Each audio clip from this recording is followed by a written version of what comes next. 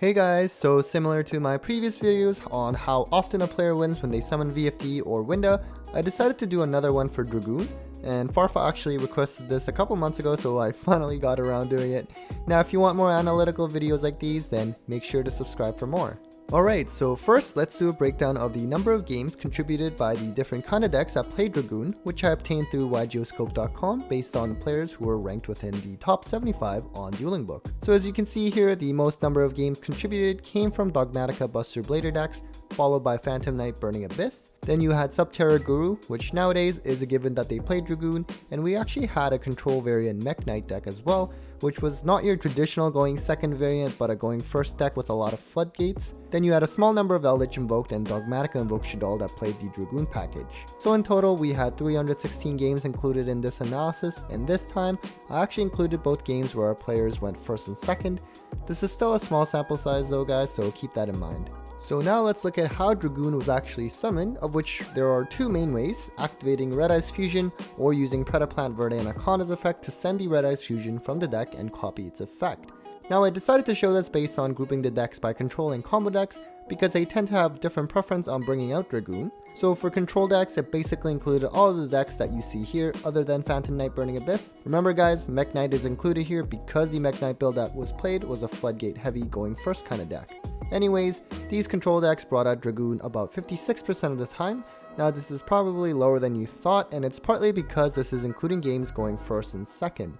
And going second, a lot of times our players will just scoop and not bother giving it a try to bring out Dragoon, or even if they did try, maybe there was too much to go through to bring out Dragoon. So later in the video I will break these numbers down by when our players went first or second. Now for these control decks, in the 130 games where Dragoon was summoned, it was brought out more so through directly activating Red Eyes Fusion at 58% and through Anaconda's effect at 42%. This makes sense, especially because decks like Subterra and Buster Blader, they tend to play 3 times Red Eyes Fusion and at times Red Eyes Insight as well to really turbo out to Dragoon rather than relying on Anaconda. I would say the Mech Knight, Eldritch and Shaddoll decks more so brought Dragoon through Anaconda.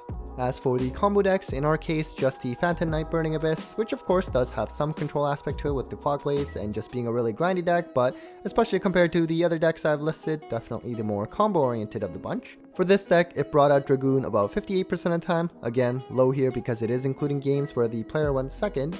Anyways, for this deck, not surprisingly, it brought out Dragoon primarily through Anaconda's effect at 85%. If it was brought out by Red Eyes Fusion, then it meant that they hard drew it and was just the better play to use Red Eyes Fusion rather than doing their standard combo, or maybe they just didn't have the hand to do their combo. Interesting thing with this Phantom Knight deck is that even if they hard drew Red Eyes Fusion, they actually were able to put it back into the deck through Edge and Saber's effect and make Anaconda's effect live. So up until now, I've been talking about when Dragoon was summoned, but of course there will be attempts to summon Dragoon that go unsuccessful. Now when our player went first, of which there were 170 games in this instance, they activated Red Eyes Fusion 64 times and it resolved 83% of the time. Now the main reason why the Red Eyes Fusion didn't resolve is because it got ashed. But note that even though our player went first, it does not necessarily mean that they were able to use Red Eyes Fusion or use Anaconda's effect on their very first turn. There can be instances where they did not have the hand to do that, and just on their second or third turn they finally managed to activate the effect. So there's still small instances where even though our player went first for that game, the Red Eyes Fusion may have gotten negated by something that the opponent set up, so that's another reason why it did not resolve. As for Anaconda, it was summoned 70 times at some point in the game when our players went first and resolved a surprising 93% of the time. Keep in mind that I decided to use the summon of Anaconda as an attempt to bring out Dragoon and not where Anaconda actually gets to activate its effect. This is because there's going to be times where Anaconda gets popped on the summon by something like Dogmatica Punishment, and I would still consider that as an attempt to summon Dragoon that failed. Also, keep in mind guys that both Red Eyes Fusion could have been activated and also Anaconda could have been summoned in the same game. For example, let's say our player activates Red Eyes Fusion and it gets ashed, and maybe a couple of turns later they summon Anaconda and send another copy of Red Eyes Fusion and successfully bring out Dragoon there. So just note that these attempts could happen multiple times in the same game. Now the same thing, but this time for games where our players had to go second for that game. Of course, when going second, you will likely be going up against more negates aside from just hand traps. Now out of the 146 games where our players had to go second, you see that Red Eyes Fusion was only activated 49 times and only resolved 59% of the time when going second. Anaconda was summoned 37 times when our player had to go second, but managed to successfully bring out Dragoon 84% of the time if it did get summoned. but overall, even the attempt to bring out Dragoon was not very high when the player had to go second. So now let's finally cover the win percentage for when Dragoon was summoned, although there's going to be a lot of caveats I'm going to have to mention. Now in games where our players went first, they brought out Dragoon successfully 69% of the time, of course higher than the 55% you saw earlier in the video because that included both going first and second. They also won an overall 74% of the games when they went first. Now if Dragoon was summoned when going first, our players won an impressive 90% of the games, whereas if Dragoon was not summoned, they won just 39% of the games. But it is very important to discuss that this difference in win percentage is not solely driven by Dragoon. There are of course many other interacting factors, whether different engines were present as well. So in the cases where Dragoon was not brought out, a lot of it may have to do with the fact that the player just did not have a good hand to begin with. Now of course you see that 31% of the time Dragoon was not brought out, and I'm sure it's not the case where our players had a bad hand 31% of the time because that's just too high. I'm sure Dragoon still does play a factor in increasing the win percentage, but it's just not clear how much of an impact it actually has. With my analytical video on Winda, I was able to take into account whether the Invoke and the Dogmatica packages were present, and saw that having Winda as well really did incrementally increase the win percentage. With this analysis though, I could not do that because we were not dealing with the same deck, but a variety of different decks like Buster Blader, Subterror, Phantom Knight, that all set up something different and have other supporting pieces aside from Dragoon. So I only considered whether Dragoon was present or not, and this is a very rudimentary analysis, so just note that this difference in win percentage is likely only partially explained by Dragoon and probably has more to do with the overall strength of our player's hand. Now if our players went second, Dragoon was only summoned 41% of the time. Makes sense, it's hard to go through some of the negates or floodgates your opponent has set up to bring out Dragoon. On top of that, there's going to be times where our players just scoop right away without even trying, which further lowers the percentage of times Dragoon was summoned when going second.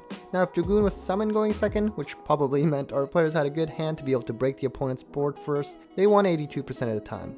When Dragoon was not summoned, they only won 27% of the time, but again, this measly win percentage probably has a lot to do with the fact that just going second in general, it is hard to win, noted by the 49% win rate when going second. As I mentioned earlier, players tended to scoop without even giving it a shot as well, and that was counted as not summoning Dragoon, so it would further lower the win percentage. And finally, I was also curious of how often Dragoon actually gets outed by opponents after it was successfully summoned, such as through Kaiju's combination of Dark Rule No More and attacking over it, or maybe they use Triple Tactics talent to take your Dragoon and link it away. So in the 178 games where Dragoon was summoned, it was outed just 25% of the time, but do keep in mind that of the 75% of the time where Dragoon was not outed, there's going to be instances where the opponent just did not even have the chance to out it because the turn Dragoon was summoned may have just been where our players went for game, or maybe the opponent just scooped without giving it a shot at outing Dragoon. Now funnily enough, even when our opponent outed the Dragoon, it did not necessarily mean that they were going to win that game. In fact, when Dragoon was outed, our players still won about half of the games. It's partly because the opponents would have to spend a lot of resources to out the Dragoon at times and not have much else, while the Dragoon player will still have follow-up plays. So this was certainly interesting to see, although keep in mind of the small sample size for not just this section but throughout the whole video. Alright guys, so that was it for the analysis of Dragoon. Hope you enjoyed that. Let me know what other decks you'd like me to take a look at next. My plan right now is to look at Prank Kids next and do an analytical breakdown of their first turn board. If you liked the video, then feel free to share it to your friends and also subscribe. Take care guys.